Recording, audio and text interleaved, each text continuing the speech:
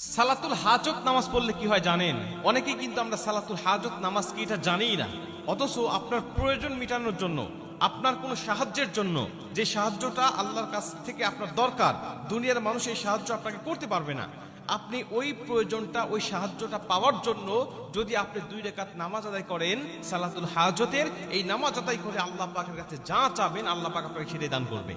মনে করেন আপনার এমন কিছু প্রয়োজন এখন যেটা দুনিয়ার মানুষ আপনাকে দিতে পারবে না, এটা আল্লাহর কাছ থেকে আপনার দরকার, গায়েবী ভাবে দরকার, তখন আপনি 2 রাকাত নামাজ পড়বেন। নবীজি সাল্লাল্লাহু আলাইহি সাল্লাম বলেন, তোমাদের যখন কোনো কিছু প্রয়োজন হয় আল্লাহর কাছে, তখন তোমরা উত্তম রূপে ওযু করবে, উত্তম রূপে ওযু করে 2 রাকাত নামাজ আদায় করবে এবং আল্লাহ পাকের প্রশংসায় লিপ্ত হবে, আল্লাহ পাকের প্রশংসা করবে। প্রথমে উত্তম রূপে ওযু, 2 নম্বরে 2 রাকাত নামাজ এবং 3 নম্বরে আল্লাহর প্রশংসা এবং 4 নম্বরে তোমরা আমার উপরে দরুদ পাঠ করো।